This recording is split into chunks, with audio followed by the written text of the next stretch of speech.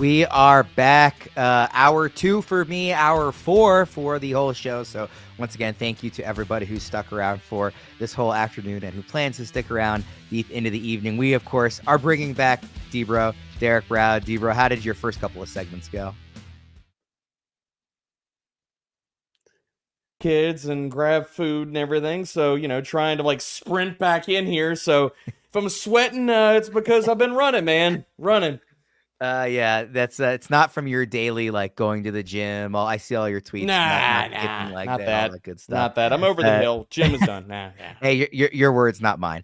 We're gonna be I'll talking. try to beat you to the punch. So yeah, we're gonna be talking some wide receiver rankings and tiers. Of course, we just did this with the running backs last segment with Billy, so we are now bringing on D-Bro to talk a little wide receiver action. Again, as a reminder, all of our 2024 consensus rankings and those tiers can be found at fantasypros.com/rankings. Let's jump right into the very top. As it currently stands, we've got CeeDee Lamb, Tyreek Hill, and Jamar Chase. Down in tier 2 is Justin Jefferson and Amon-Ra St. Brown. I bring those up because those are kind of the 5 names that you most often hear. But the way our consensus tiers have it is there is a tier within those 5, and it's those top 3. So, D-Bro, starting with you, are those the right 3 names to be at the top? And is Lamb, Tyreek, Chase the right order? I have it Chase, Lamb, and Tyreek. And I think that especially those top 2 guys, it is so dependent upon these contract situations. And like people keep asking questions in the Discord, like, okay, I'm here. Who do I draft? Should I be worried about Lamb? And I'm like, dude, it's a fluid situation. I mean, right now we're just kind of like flying by the seat of our pants and saying, okay, hopefully we get some clarity on both of these top wide receivers before you get to your draft day. So, I mean, if you get the heebie-jeebies, I don't hate anybody going Tyreek Hill over the top 3, or at least over Chase or over Lamb. But Chase is my wide receiver 1 right now, assuming he's playing and has the contract. So I'm not moving off of him.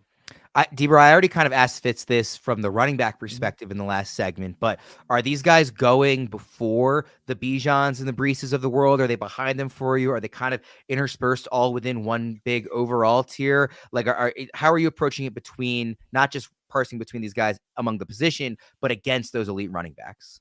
I think a lot of it goes down to format, how your draft goes and stuff. But the other thing, like, I mean, I've got them all kind of lumped together. Like, Chase is my number 1 overall player. But if you were to tell me, like, out of those top, like, 4 to 5 guys, you wanted to go Bijan or you wanted to go CMC or you wanted, like, I'm not going to sit here and push back about that because the big takeaway here is they're all super elite players. So it's really just kind of pick your flavor.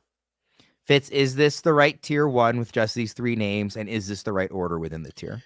So I do believe it's the right 3. I mean, you can make a case for Jefferson and Amon-Ra belonging on this tier, but if they are to be their own tier 2, I'm fine with that also. I've got it Tyreek, Chase, Lamb. Lamb only falls to the bottom because of the contract situation and because I'm starting to get a little nervous about it and because Chase is a really nice option himself. I like Tyreek Hill. If I were going to bet on who is going to lead all receivers in fantasy points, I would bet on Tyreek, but I won't always follow my own rankings just because I love Jaylen Waddle and Devon Achane as options around that 2-3 turn. So drafting Tyreek at the top kind of takes me out of the Waddle and Achane business, and I don't like that. I've got it as Lamb, Chase, Tyreek for me. So we all have it as the same top 3, just maybe kind of, parsing through different orders. But again, all these guys are elite, excellent options. We don't need to spend too much time on them. Let's go into tier 2. And within tier 2, I do think there kind of should be 2 separate tiers. As it currently stands, it's Jefferson, St. Brown, AJ Brown, Garrett Wilson, Puka Nacua. I do think Jefferson and St. Brown kind of stand ahead, right? But as of now, they are kind of clumped together in this tier. Fitz, do you agree, that there should be kind of a separation there? There's no case to be made for Brown, Puka, Garrett Wilson up with Jefferson and St. Brown, or is there? I don't think there is. And I might need D-Bro, the staunch Puka advocate, to try to talk me off the ledge with Puka. I'm getting a little bit nervous. I'm not going to lie. Like, I do have my doubts that Cooper Kupp's going to be able to stay healthy all year. But if he does, I feel like there's a non-zero chance that he out-targets Puka Nacua this year. Like, we know Puka's terrific. What we saw last year was no fluke. But I'm starting to wonder if he should be on this tier, maybe at the top of the next tier. D-Bro, what do you think? I'm not pushing back off of Puka. I mean, look, right now there's very few coaches that when they talk about injuries that I trust, but I do think that Sean McVay is a straight shooter. I think that he does not lie to the media. Now, is he always the most forthcoming and stuff? No, but no coach is. So we have to understand what quotes we get and things like that. But I mean, he said Puka should be ready for week 1, and I haven't moved Puka in my rankings. And the thing about Puka that like I'm not moving him back if taking the knee injury out of this. Like, we want to invest in second-year wide receivers, right? Like, that's always been a thing. That's what we talk about every single year. And if they take another step forward, why the heck do we not want to fully invest in a guy that we saw break every rookie record last year? Like, why would that not be somebody we wanted to be like, okay, well, as a rookie, he was awesome. On a per game basis with Kupp on the field, he was awesome. And he outscored him. Why would that not happen yet again this year with Kupp another year older? And I know right now everything's great and grand with Kupp. It's the same thing like when you invest in these aging wide receivers, it's kind of almost right now the DeAndre Hopkins corollary. It's like, oh, he's a value, he's awesome and stuff until, oh crap, he's a veteran wide receiver and he gets banged up, which we've seen out of Kupp the last few seasons. And then it's like, oh, it all comes crashing down. And then Puka's a league winner and he's a top 3 wide receiver. I want to ask quickly about Garrett Wilson before we move on to tier 3. When I look at every wide receiver, if I had to bet my life on one guy to be in the top 5 next year who is not currently in the top 5, it's either Garrett Wilson or it's somebody in the next tier that we're about to talk about. Like, I just think if there's such a clear path to him taking a leap into the elite territory. I get why AJ Brown is ranked ahead of him. I think it's justifiable. I think it's totally earned by AJ Brown and what he's done in his career. I kind of come away from a lot of drafts just wishing that I had Garrett Wilson instead, because I'm so confident that if everybody stays healthy in that offense, he will make not just like a leap and be a value even going late in the first round, which is weird to say, but like could be one of those like top 5 picks next year. Fitz, what do you think about that between kind of Brown and Garrett Wilson back, head to head? That has been a rankings debate for me all off season, and Wilson should get some sort of medal for having had a 1,000-yard season last year with the quarterbacking he endured with the Jets. And now, like, if we're getting something reasonably close to not vintage Aaron Rodgers, but the last iteration of Aaron Rodgers we saw with the Packers, who maybe was, 80 to 90% of peak Aaron Rodgers, but 80 to 90% of peak Aaron Rodgers is still pretty good. So if we get a full season of that for Garrett Wilson, yeah, he's going to put up some really big numbers this year. I want to throw this out there real fast because I feel like when we're talking about these top tiers, there's 2 guys at the buzz, or well, one guy that I think has been polarizing because of the injuries and stuff with JJ McCarthy.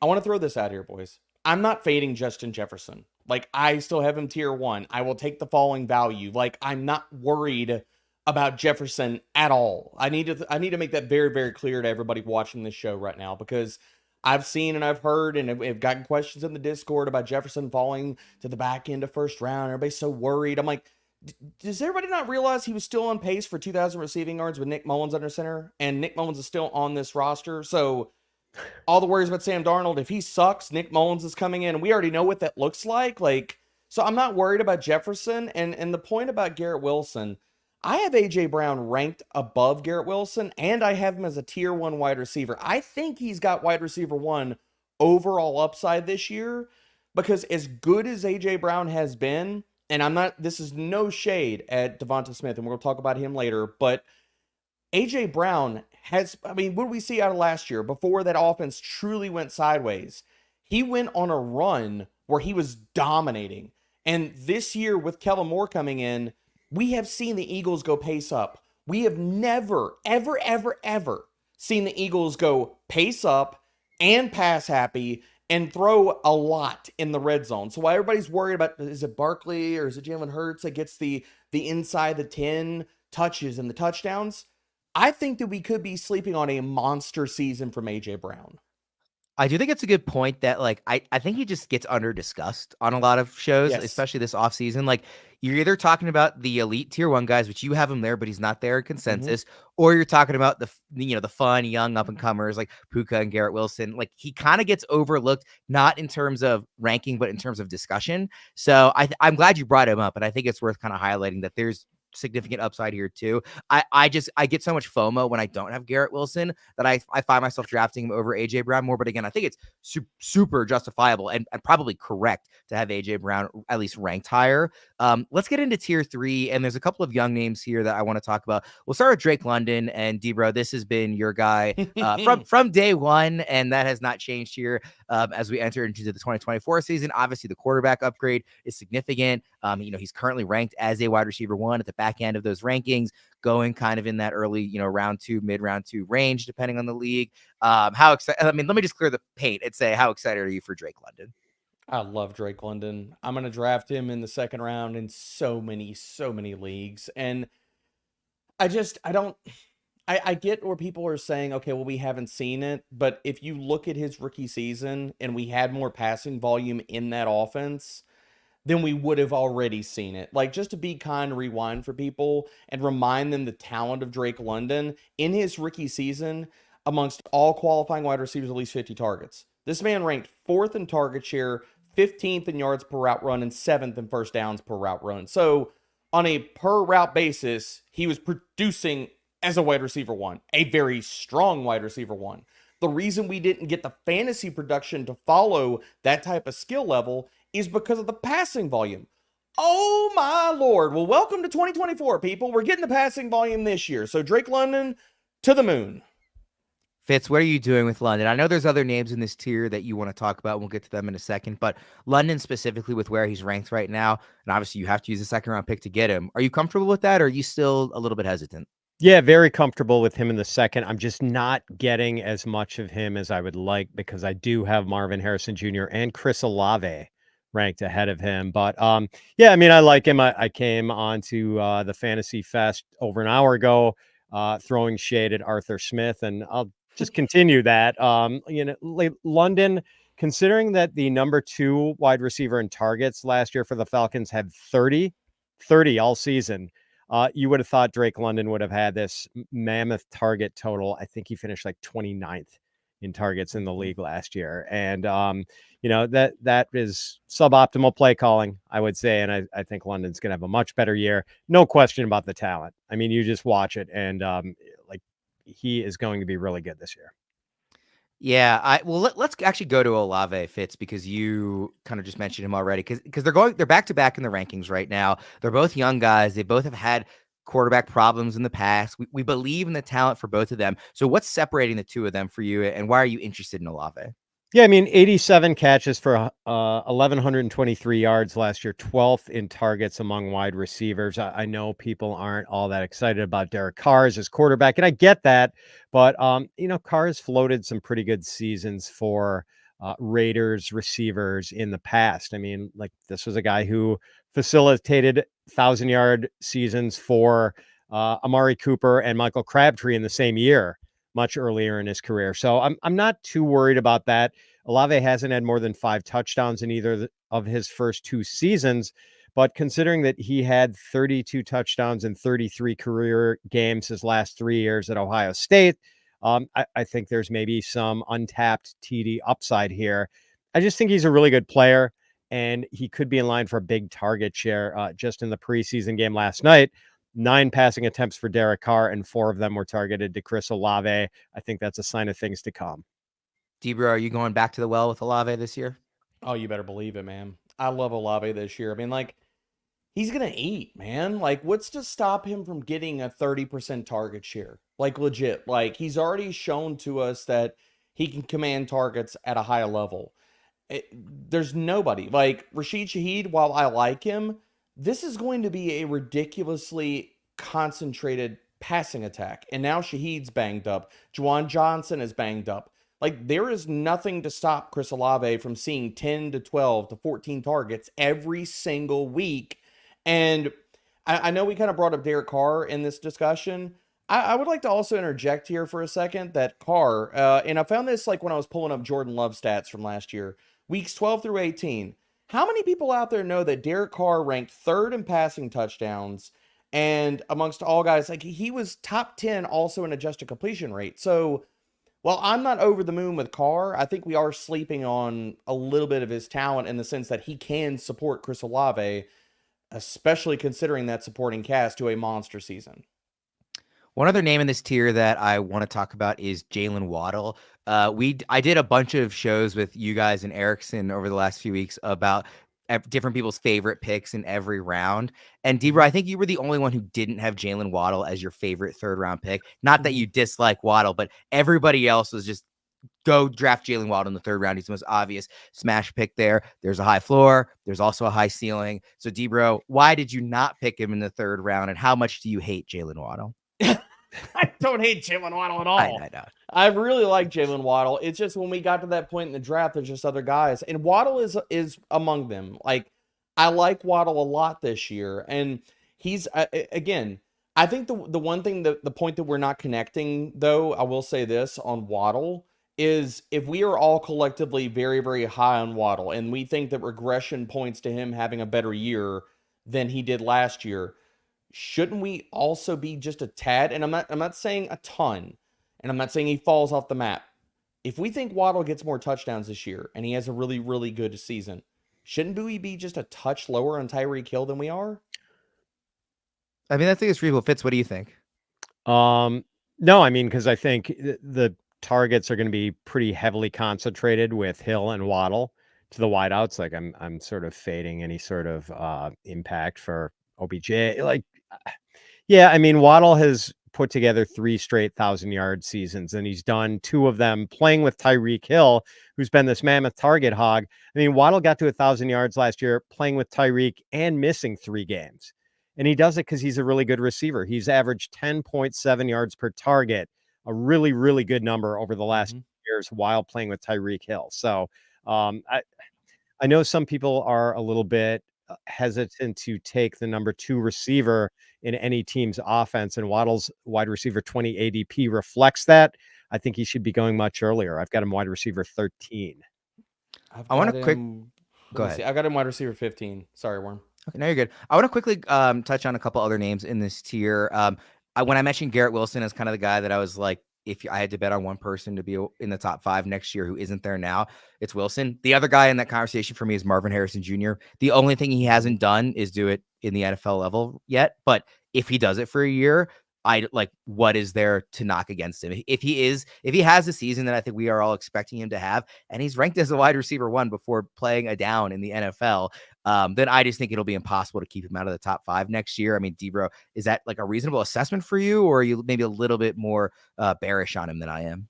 I'm not worried about Marvin Harrison Jr. at all. Like, I honestly wouldn't. I think he's in that long, or not long, but that tier of like the back end wide receiver 1s where, again, I think it's just pick your flavor. Like, if somebody were to tell me they wanted to draft Marvin Harrison Jr. at the back end of round 1, I wouldn't push back on it at all, man. Like, he's got the freaking talent. If anything, and I know Erickson was talking about him earlier about like the price and stuff like that. If anything, that should point to the fact that like we're getting better as drafters and people are understanding rookie wide receivers of this talent area code can be freaking awesome from the jump. So I don't have a problem drafting him at all. Fitz, you've gushed about Marvin Harrison Jr. as much as anybody in the industry. Do you have anything else you want to add? No, I mean, the Ohio State University has been a wide receiver factory, and Harrison might be the crown jewel to come out of Ohio State. Like, no doubts about him. Shout out to Brian Hartline. Yeah, exactly. The Buckeyes wide receivers coach has done a heck of a job with the guys he has turned out there. And I watch a lot of Big Ten football, and I have no doubts that Harrison's going to be a star. I want to bring up a question that we got from the audience, and this is one I alluded to last segment. The question is that ESPN has moved Deebo Samuel up to 19 overall in PPR. Does that mean that they are expecting Ayuk to be traded? And I less want to answer, I don't know what ESPN knows or doesn't know, but more to the point, I want to ask you guys, is that an appropriate ranking for Deebo if Ayuk is moved? He is currently in tier 3 as wide receiver 15, but should we be much more aggressive on him if we think that it's very likely Ayuk is moved, Debra? I'm not going to be aggressive on him until Ayuk is moved. Debo is a guy that has been confounding for years and years. I'm always below consensus on him because it's like he's just an outlier, man. Like, and maybe this is the point where like I should learn lessons of yesteryear, but we don't have a ton of volume. He produces outlandish numbers, outlier numbers, depending on like high leverage situations. He gets rushing attempts, all this kind of stuff. It comes down to like when I'm in that range and I'm looking at Debo, I'm just going other directions. There's other wide receivers I would much rather place the bet on that I think have higher target expectations. And maybe that's just a hole in my game that like I need to address as far as with Debo Samuel. Fitz, what do you think about Debo if Ayuk is moved? I think he goes to the top of round 2, and I am probably having an internal debate about whether to rank him ahead of Puka Nacua. Sorry, Debro. Oh, I mean, if Ayuk were to leave, I would move Debo up, but I think like for me, the conversation for me would start like at wide receiver 11 or wide receiver 12. Like I just can't pass up the raw target volume of Harrison and Olave and even Puka.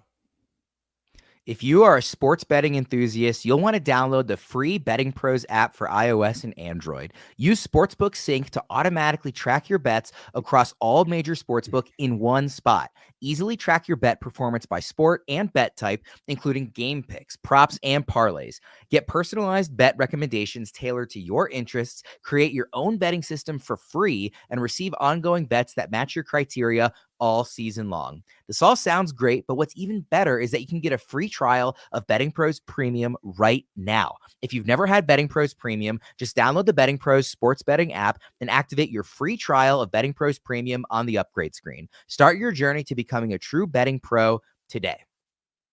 All right, guys, we've got a couple of other receivers we want to hit on here. Let's talk about DeVonta Smith. Fitz, I know this is somebody that you highlighted. He's ranked wide receiver 22, ADP wide receiver 23. We talked a bit about A.J. Brown already. Are you excited for DeVonta Smith as well? Yeah, quietly has averaged 88 catches and 1,131 yards over the last 2 years. And another case of a guy getting overlooked because he is the number 2 receiver on his own team. So, but if people are going to overlook him, I'll happily take him because looking at that ADP of wide receiver 23, I've got him wide receiver 16. And not surprisingly, I've been coming away with DeVonta Smith in a lot of drafts lately. Debro Smith is back end of tier 4. Like I said, wide receiver 22 overall. Is that an appropriate range for him, or do you think that's off? It's a little bit too low. I'm with Fitzy here. I've got him at wide receiver 17. And when I'm projecting for that offense, again, like I waxed poetic about A.J. Brown a little bit earlier.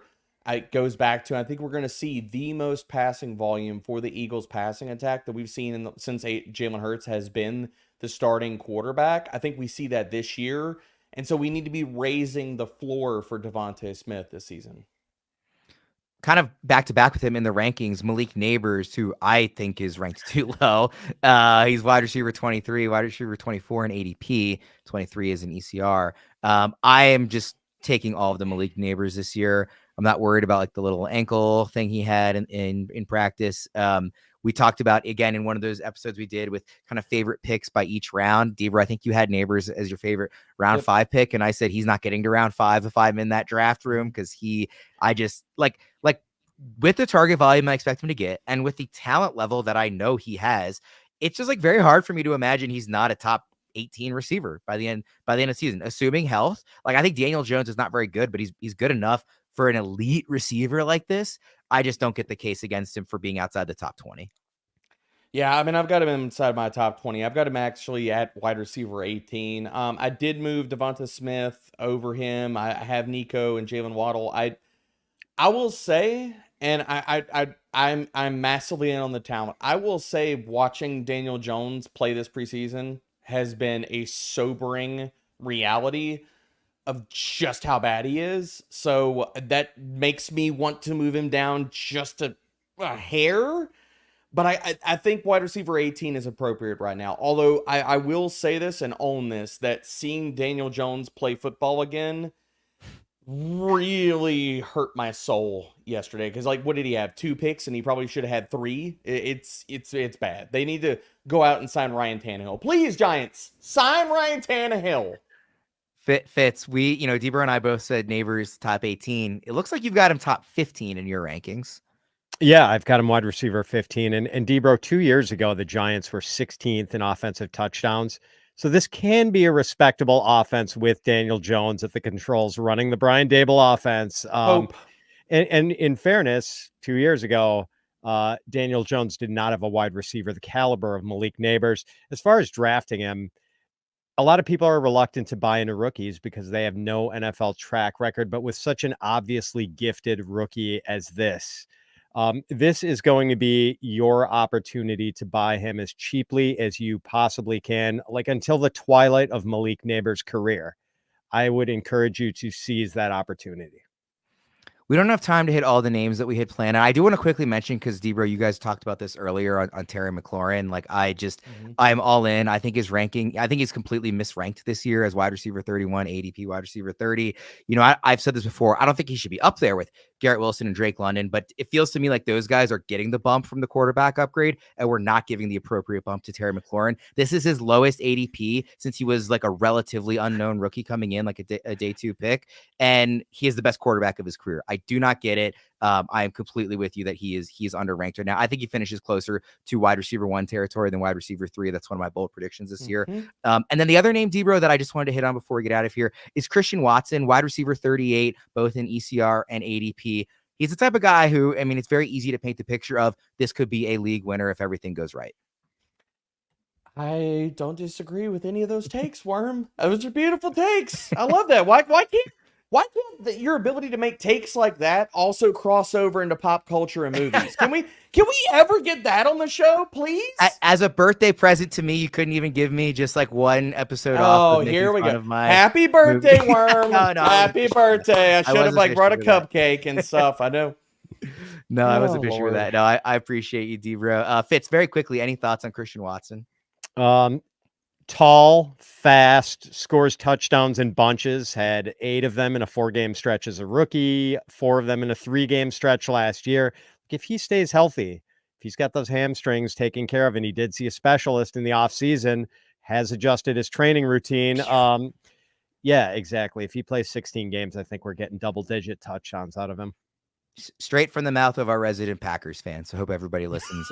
We all agree on Christian Watson. All right, we'll wrap up this segment there. We're going to say goodbye to Fitz here. We're going to bring on Chris Raybon from Action Network. We're going to be talking about some overvalued draft picks to avoid. That's coming up in the next segment. But Fitz, thanks for chatting with me for the last 90 minutes. It was fun, as it always is. And I'm looking forward to doing more shows with you here coming up. Thanks, guys. Happy birthday, Worm. Thank you.